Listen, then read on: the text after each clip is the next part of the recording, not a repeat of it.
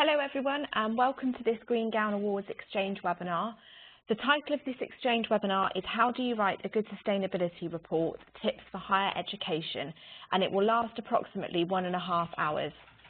Thank you all for registering, and thanks also to our presenters today, Eleni and Rachel from the Sustainability and Climate Change team at PwC. My name is Nina and I am the Events and Communications Officer here at the AUC.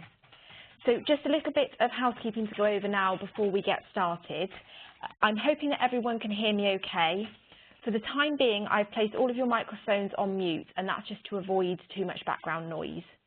You will have the opportunity during the webinar to ask questions and contribute to the discussion, so please feel free to take your microphones off mute when you wish to speak by clicking the small microphone button to the right-hand side of your name at the top right-hand corner of the screen. If you don't have a working microphone, please type any questions or comments you might have into the chat box, which can be found in the bottom right-hand corner of your screen. If you have any technical issues at all during this webinar, please let me know by posting into this chat box and I will try to assist the best I can. Just so you all know, this webinar is being recorded and will be uploaded as a resource onto the Sustainability Exchange with all presentations later on today. Okay, so that's all from me for now. Thanks again, and I will now pass over to you, Eleni and Rachel. Great, thanks Nina, and hello everyone, thank you for joining this webinar. As mentioned, this is going to be around how do you write a good sustainability report. So we've put together a quick agenda for this session. Firstly, I'm just going to give a brief introduction to what it means around sustainability reporting. And then we're going to look at some of the fundamental reporting tips. This is what we class as the kind of more basic tips. There'll be then a Q&A session following this for you to ask me questions or if you want to have a bit of discussion around the tips. Then we go on to our advanced reporting tips, and similarly there'll be another Q&A session. And then we'll finish with looking a bit beyond what we call sustainability reporting and looking into how you can report on your total impact.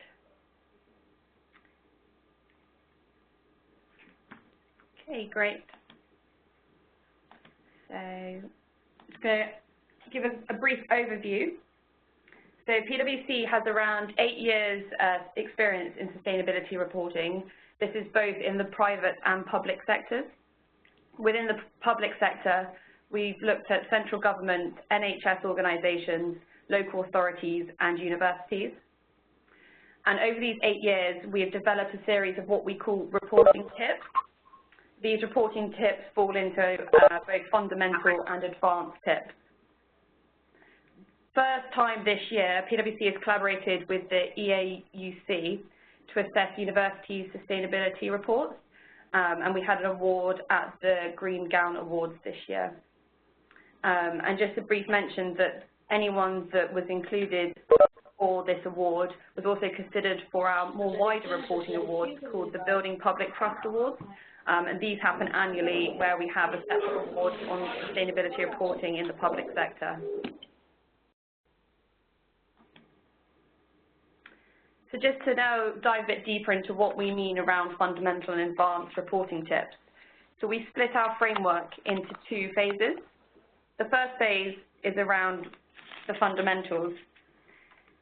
And these are what we call the tips that we think that any sustainability report should include.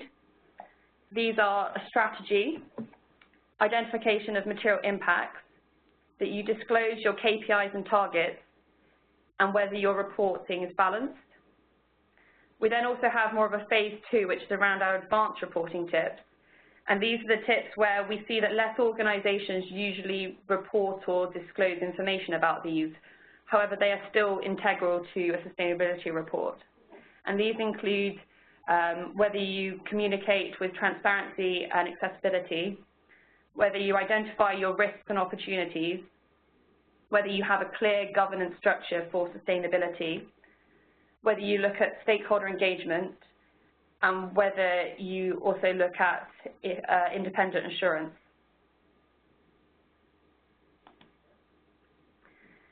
So I just want to cover briefly the key strengths and development areas that we've seen throughout the university's reporting. So to start with the strengths, a lot of universities will link their strategy back to the core organisation strategy, which is really great. They'll also report on a wide range of KPIs and also normally flag which of these are most material to them.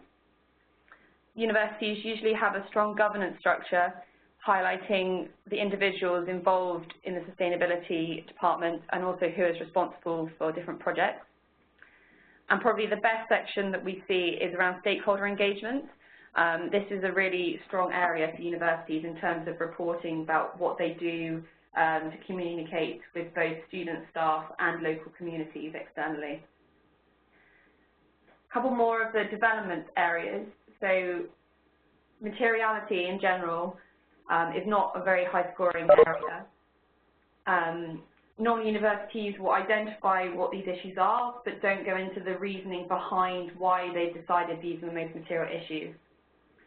Another weaker area is usually the risks and opportunities in terms of whether they identify what these risks are and whether they actually quantify these financially.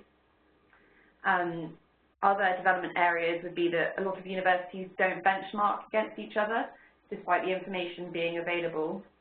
And also there's little sustainability assurance in the report.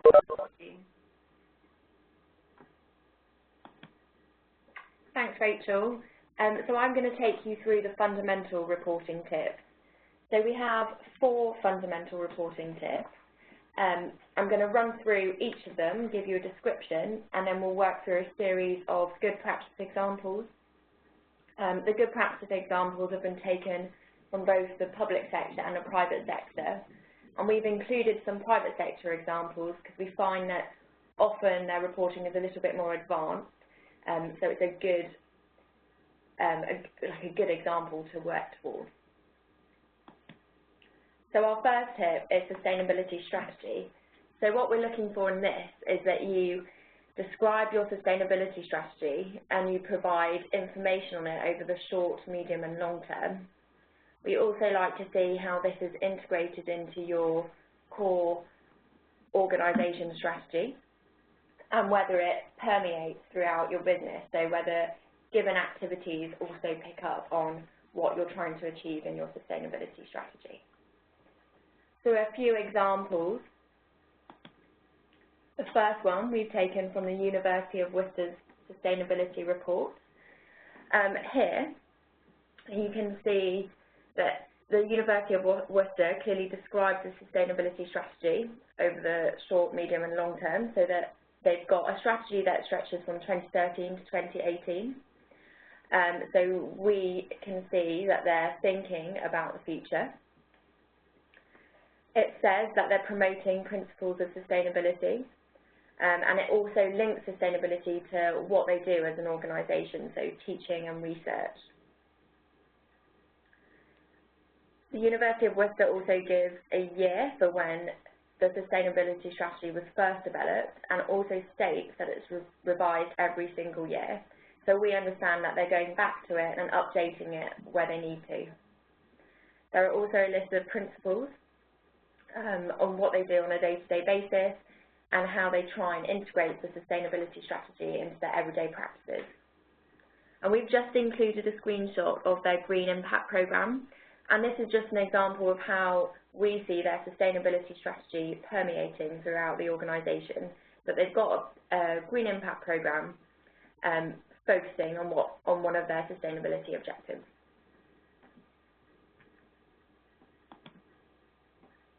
So the next example is from the private sector, and this is United Utilities.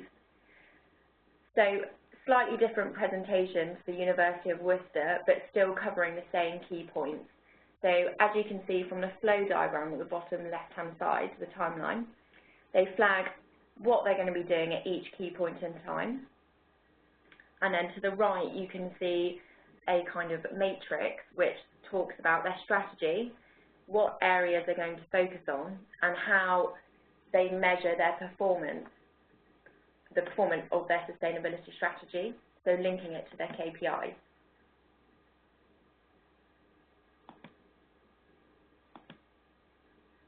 So the next reporting tip is materiality. And as Rachel said earlier, we see that this is usually an area of lower performance. So what we're looking for here is that the organisation demonstrates an understanding of sustainability issues that are relevant to their functioning and how relevant they are to key stakeholders and how they engage with stakeholders on these material issues.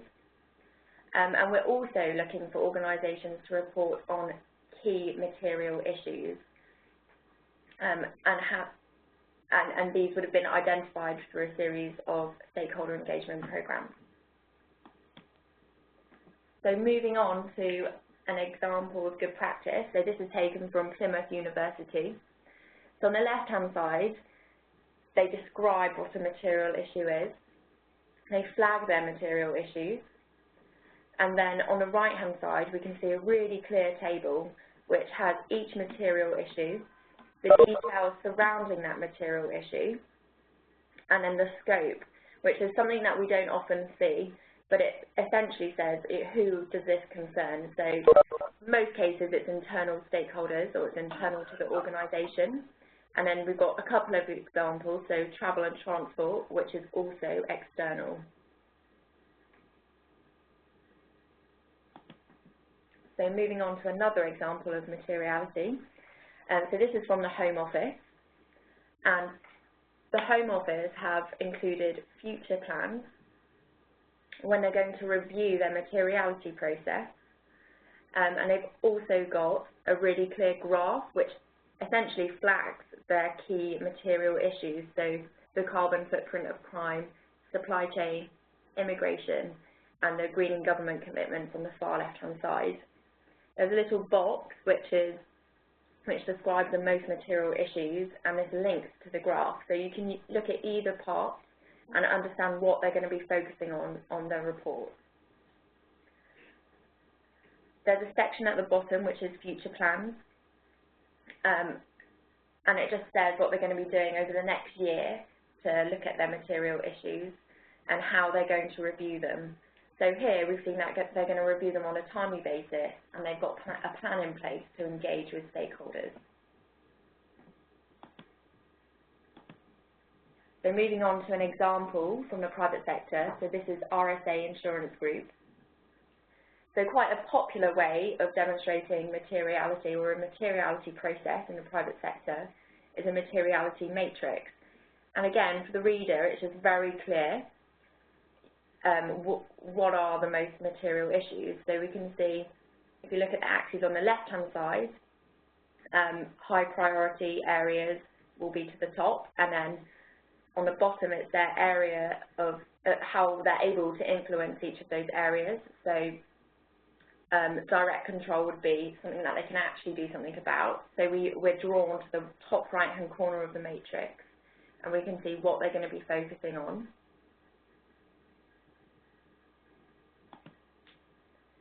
So moving on to KPIs and targets. So this is quite a large area, but what we're looking for here is that you've identified your sustainability KPIs, and they should be linked back to your organisation's strategy. We're looking for you to explain why they're relevant and how you define them, so any scope. And then also we want to see a series of targets that you're looking to reach every year and perhaps in the future as well, and your progress against each of these targets.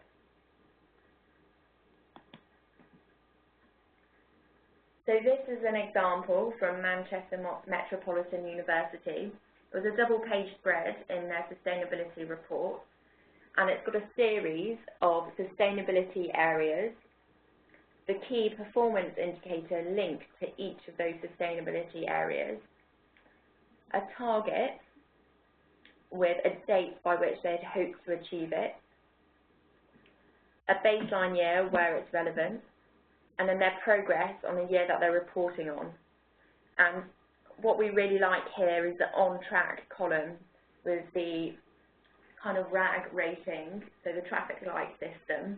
So you can see really, really quickly where they're reaching their target, and then you can see where they're not doing so well, so the red and the amber colours as well.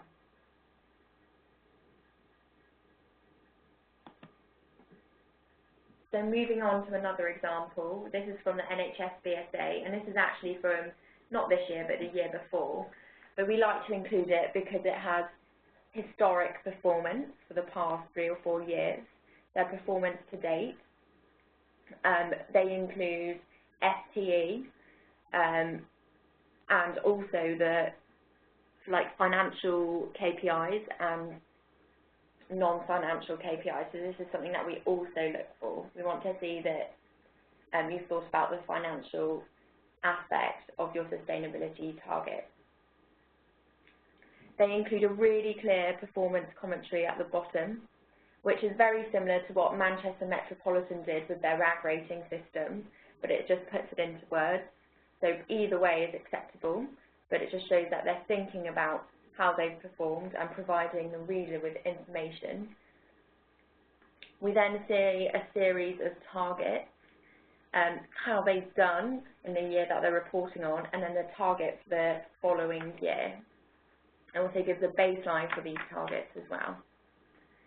They talk about how, the impacts that they can control and the areas that they influence. So it's really clear. We can see what they want to do in the future and their current performance.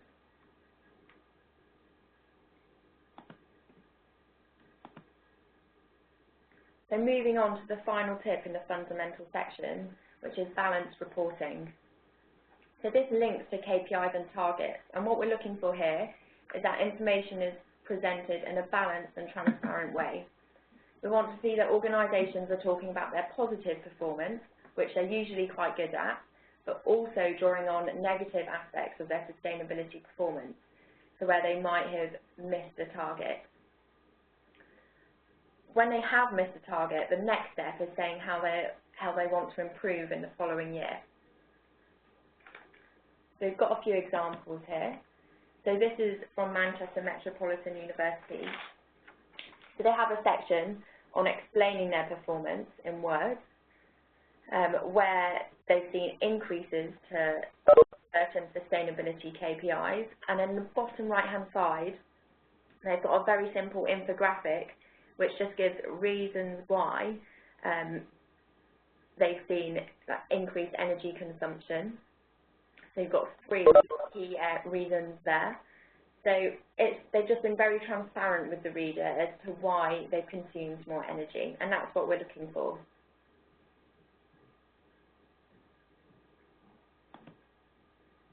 So this is from the Foreign and Commonwealth Office, and they have used a RAG rating system.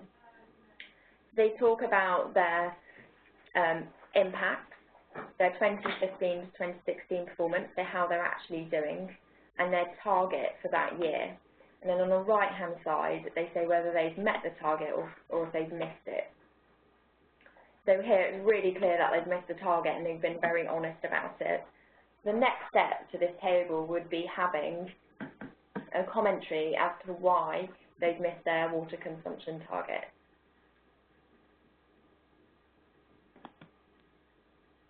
And the final example is from Oxford City Council, and we've included this because not only do they talk about their negative performance, but the table at the bottom shows some benchmarking. So that's the way that they've assessed their performance against other areas. So they've got worst urban area, best urban area, and then Oxford's performance. So they can really see where they're sitting compared to other local authorities.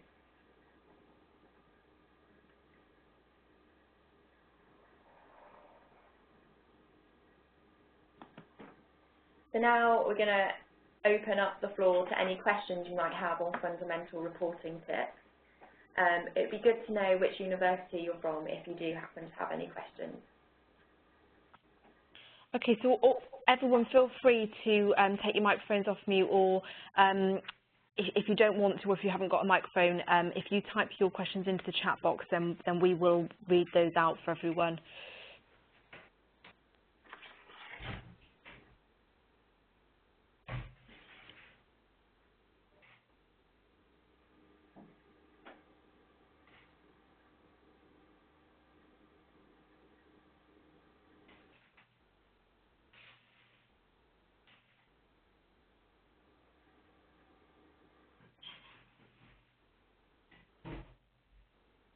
Okay, there's nothing coming through.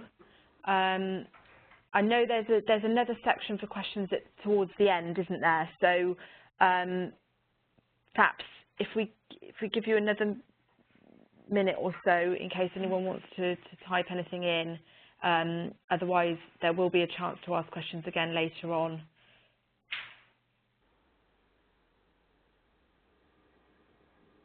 Yeah, and if anyone wants to kind of share any of their own experiences around these tips we've mentioned, feel free to do that as well.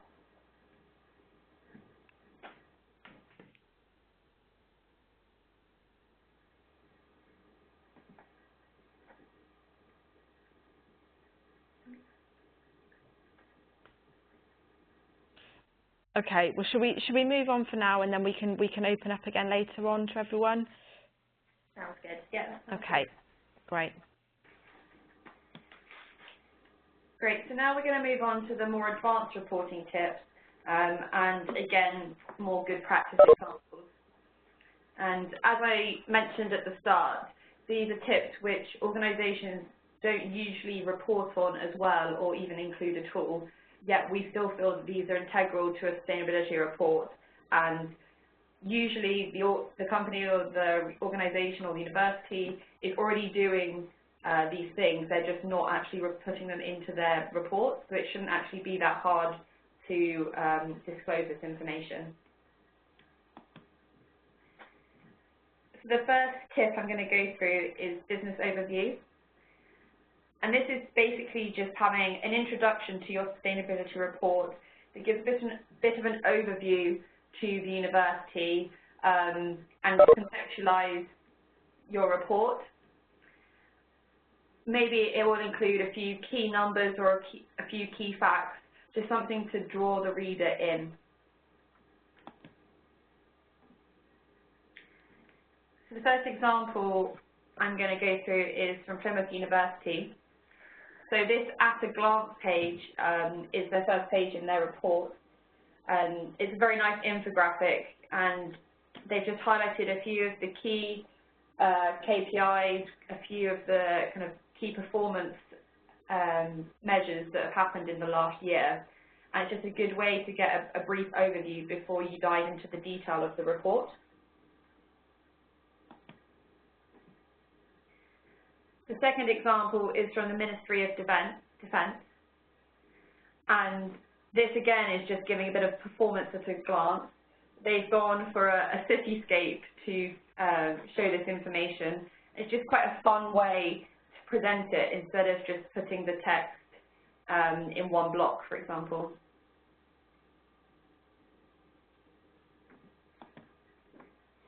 And the third example is from Sussex Community NHS Foundation Trust. And we really like the way that it presents the numbers for the report here. Again, it's very clear, it gives you a lot of information, but the way it's presented makes it a lot easier for the reader to understand. And also, if they don't have a lot of time to read the report, they can just flick to the first page and see this first.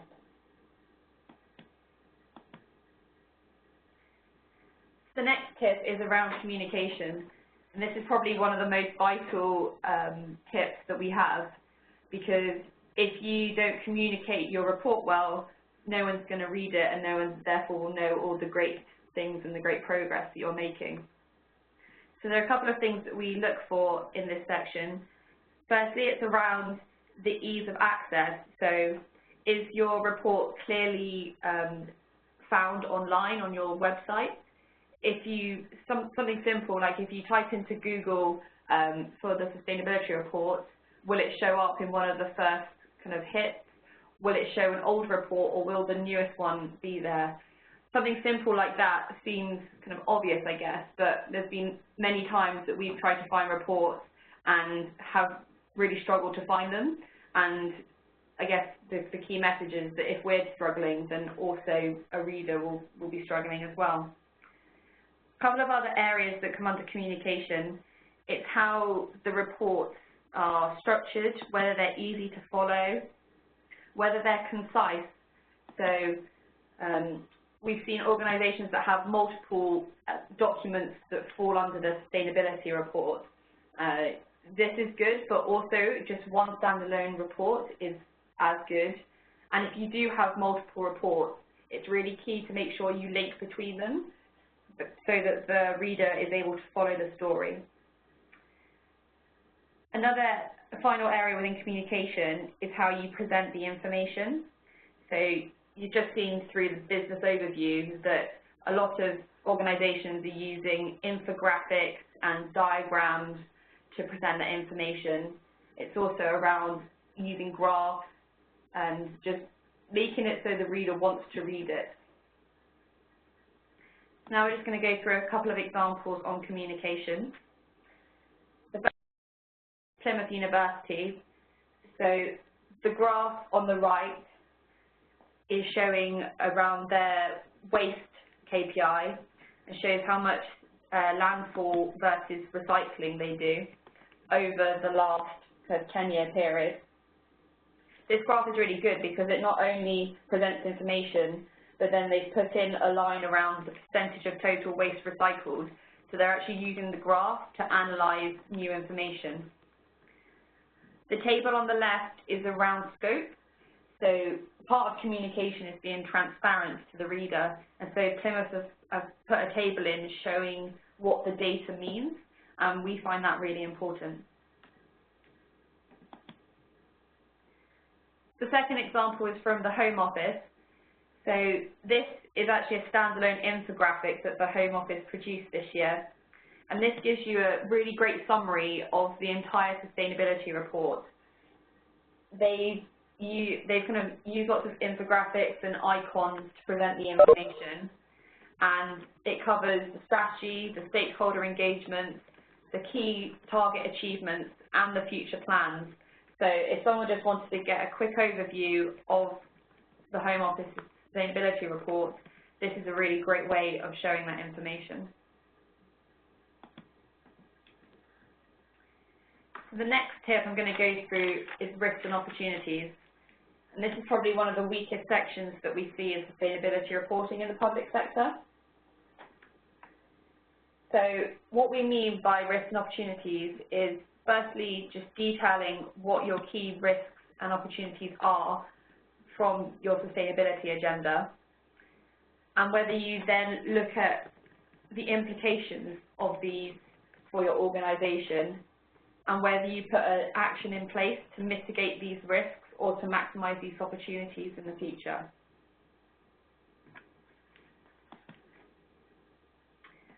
So again, I'm just going to go through a few examples. Firstly, this is from City University. So they clearly state that they have a sustainability opportunity in terms of carbon reduction.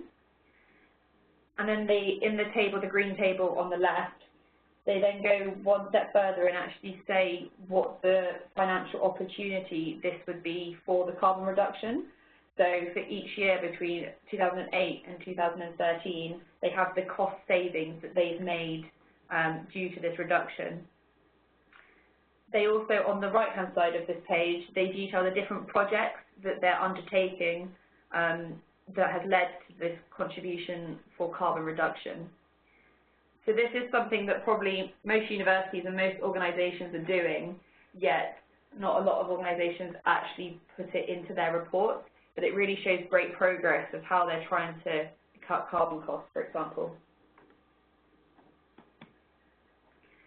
Second example is from DEC, the Department of Energy and Climate Change. So the way they set out their risks and opportunities is to have one key table which shows the different driver impacts to DEC, for example, the Climate Change Act and the Energy Efficiency Scheme. And then they detail what the nature of this impact will be to DEC, and then say whether this will have potentially a risk or opportunity to the organisation. So, for example, the Energy Efficiency Scheme, they say that failure to address carbon emissions will increase costs. So they're highlighting that this is a potential risk for their business. They also, again, detail the different projects, whether it's had a cost or a savings for the organisation, and then put a RAG rating of how they are progressing on these different projects. And the final example in this section is a private sector example from the Berkeley group. So I really like the way that they've laid this out. So they start with one of their key areas, for example, the customer experience, and they detail both a key risk and a key opportunity for this area. They then look at the financial impact that this is having on this risk or opportunity. As you'll notice that this is just a qualitative assessment. There's no actual financial numbers, but this is still giving the reader kind of a sense of what the impact's going to be. And then the final thing they do is that they link this risk or opportunity back to their strategy, so to their Vision 2020, and that's really great to see. The next reporting tip is around governance. So this is whether you explain in your report how the sustainability governance system operates, whether you identify the board member that's responsible for the sustainability issues, and the team that's working within the department. The first example is from the London School of Economics.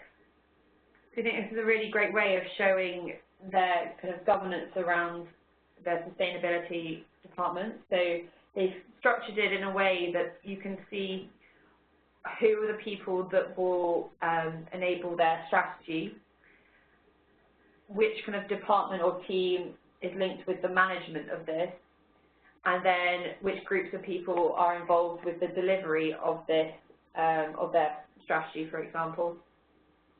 So it's a really clear way of presenting the structure and who's involved. The next example is from the NHS BSA.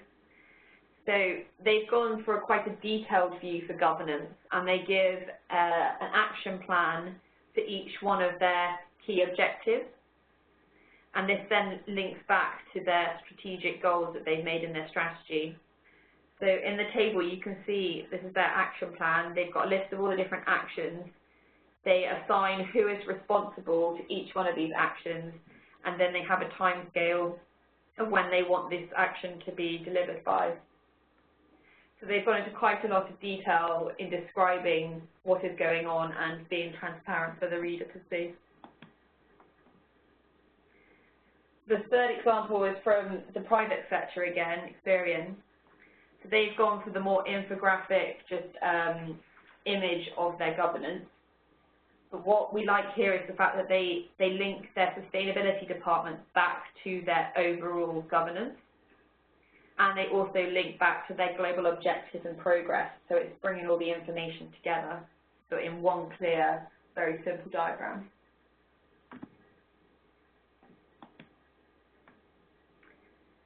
The next sustainability tip is stakeholder engagement. So this is how you explain how you engage with your principal stakeholders. This is both internally within the university, for example, your staff and students, and also externally, such as local communities. It's good also to present whether there have been any issues raised by stakeholders. For example, have you done a student survey that's shown results? It would be good to add that into your sustainability report, and then also to describe how you've addressed these issues if any were raised. As I mentioned at the start, this is a very good area normally for universities to report on, which is great to see. This is an example from Plymouth University. So the table on the left is an extract from the National Student Survey that all universities take part in. And Plymouth University have added this into their sustainability report, and they've looked at their own scores for the last 4 years, but then they also put in the sector average for all universities, so you can compare against it. This is around their student stakeholder engagement. The right-hand side of the page is looking more at their external stakeholder engagement and what they do for different communities and what they do for society. And they've looked at mini case studies within their report, which focuses on the different things that they've done in the last couple of years. The next example is from the Royal Mail in the private sector. So this is a one-page spread in their report, which clearly documents what they're doing for their customers, which is the external part, and also internally for their colleagues. And I really like the way that it's laid out. It's very clear. So they say who the stakeholder is, what they expect from Royal Mail. Then they have information about how they engage with the stakeholder, and then the progress over the last year of what they've been doing with the stakeholder, and then also they look forward to how they're going to continue to build this relationship with the stakeholder and improve the relationship as well.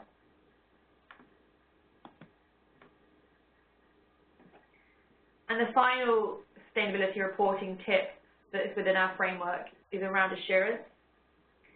So this is to ensure that you've got credibility of the content that you report on, in particularly the data, the financial and non-financial data around your KPIs. So what we normally look for is some sort of recognition of this, whether it's internally through a team within the university that looks at the other financial data in your annual report, or whether you actually have it externally verified from an outside organisation. And the final example here is just from Bristol City Council and also DEC, just the very short paragraph that they have in their report that tells us that they've had their numbers verified.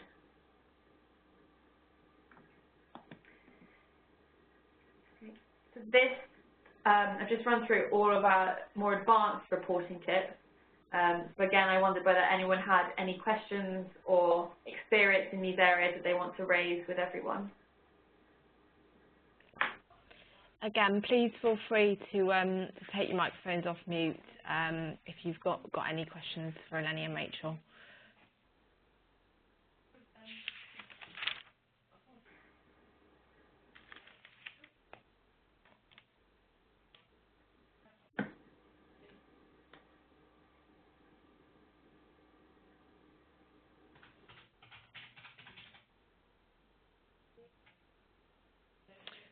Okay, so I've had a question come through from Katerina, who has asked, in terms of reporting frameworks that provide standardised guidelines for reporting, are there any specific ones you would recommend for higher education?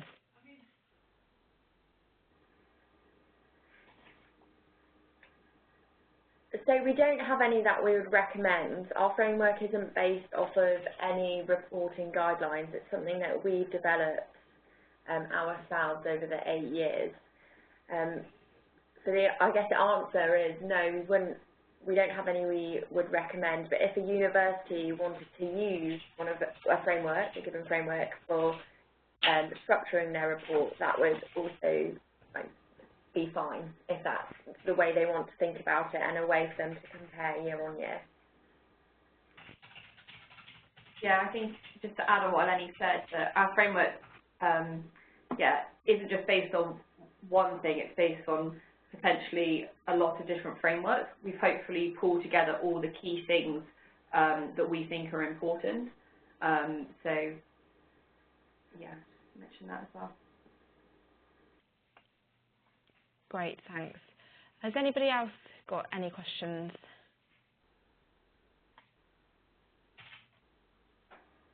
I think just something on following a reporting guideline. If it gives a series of KPIs that you should report on, so in some circumstances, so for example with the government departments, they have to report on the greening government commitments, and quite often we see that they'll say that they're material to the organisation because they have to report on them, which is fine.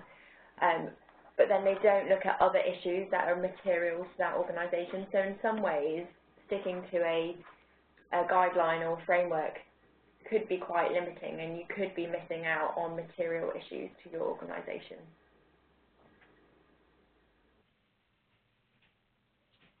Okay, great, thanks. There's nothing else come through to me, so should we carry on, and if we give everyone a final chance at the end, if there are any questions that come to mind during this last section, is that okay with you? Yeah, that sounds great. Great. Okay, so this final section is about how we've seen reporting progress over the years. So traditional reporting focuses on the financial aspects to an organisation, but over time we've seen organisations focusing more on the outcomes and their impact on society. And we at PwC support organisations with this way of thinking through our total impact measurement framework. So I'm just going to take you through essentially what that means. So why is the total impact measurement framework good? Well, it extends your analysis. You understand more about your organisation. It allows you to compare year on year how you're performing and how you can maximise your impact on society, or maximise your positive impact on society. It also highlights certain stakeholder groups that might lose out as a result of your activities and those that might benefit from your activities. So what is this total impact measurement and management framework, or what does it actually do? Well, it takes environmental, social, tax and economic impacts as quantities. So we look at environmental quantities, a series of social impact areas, which are often defined dependent on the type of project or organisation. Taxes, which are usually fairly consistent between organisations, and the economic sector, which is also usually fairly consistent. So as I said, we've grouped them into what we like to call our quadrants, and that will make more sense when you see our diagram later on. So we take all of these impacts in their true quantity values, and we express them as a financial impact. So, for example, under environmental impacts, we look at an organisation's carbon dioxide emissions.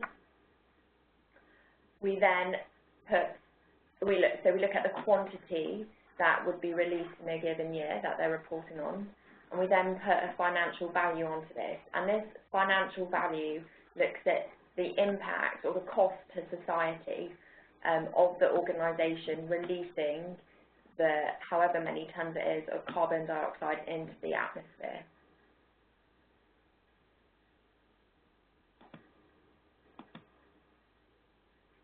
So this is the result of a TIMM project, a total impact measurement project, and this is quite a common looking TIMM wheel, as we like to call them. So usually we see environmental impact being negative in some way because you're costing society something, you're releasing pollutants into the environment. Depending on the type of project and investment programs, social impact can be positive or negative, and quite often the economic and tax impact is positive as well, because you're essentially putting money into society. So we just wanted to show a couple of examples from health and safety, and we've got an environmental one next, of how we actually work on valuing these impacts.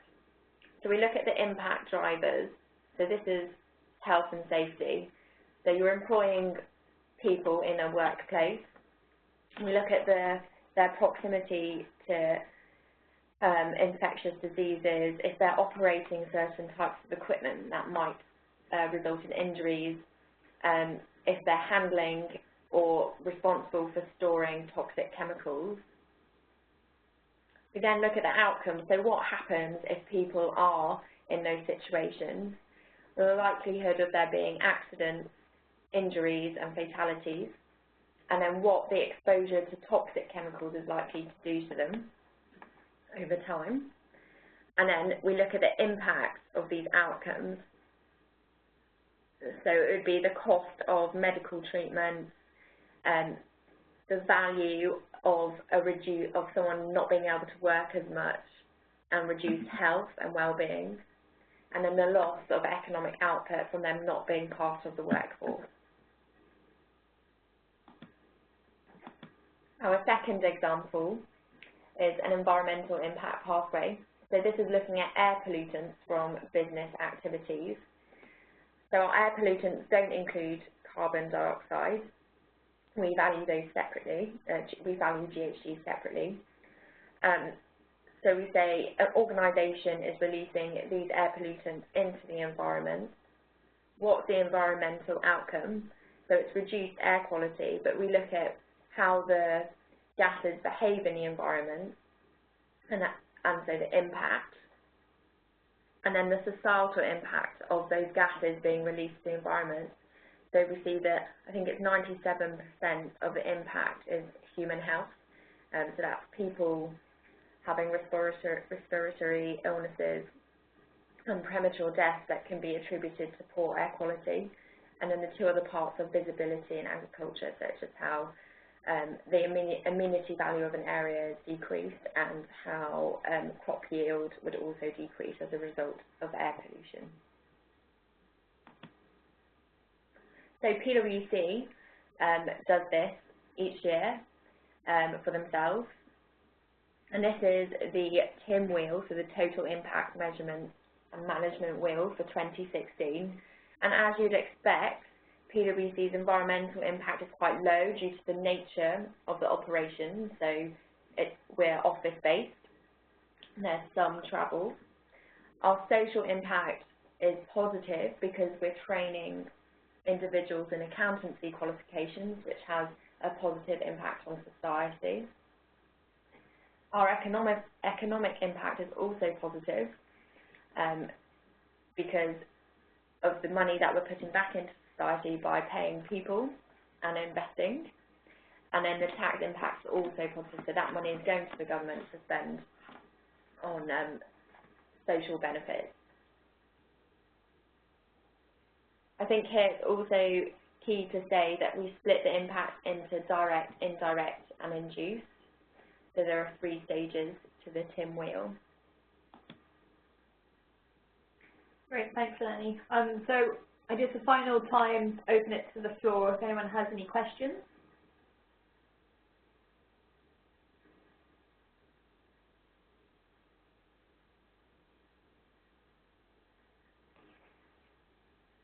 Okay, well please let us know if you do, but if not, I'm just going to give a brief wrap up. So hope you've enjoyed this webinar and have found it informative, and hopefully have got a few tips from what we've presented. If you'd like to know more and see more examples on the different tips, then we have a brochure that we've recently published called Reporting with Purpose, and this goes through more public sector and private sector examples for the different tips. This is available on the link as shown on the screen. And just to say that if you have any questions, want to know any more about sustainability reporting or also our total impact work, then please do drop Eleni or myself an email or give us a call. Our details are also on the screen now, and we'd be more than happy to speak to you about it. Rachel, I'm just going to jump in. I've just had a question through from Ben, so would you be able to just answer that one before we wrap things up? Yes, of course. So Ben's question is the full methodology for converting TIMM metrics to pounds available online? Yeah, we do have some papers online. If you go onto the PwC website, there is a TIMM page which should have all the information you need if you wanted to research about it. But the methodologies that PwC has put together has been developed over the last 10 or so years using academic research in environmental economics and social benefit valuation. Great, thanks for that. Okay, so we will wrap everything up, and as Rachel has said, her and Eleni's contact information are on this presentation, which I will upload later today onto the Sustainability Exchange, and I will send a link round to everybody in this webinar so that you can access that online. So just to say a huge thanks to Eleni and Rachel for presenting today, and to everyone for joining us, and that's the end of today's webinar. Thanks. Great, thank you, Nina, and thanks everyone for joining. Thank you.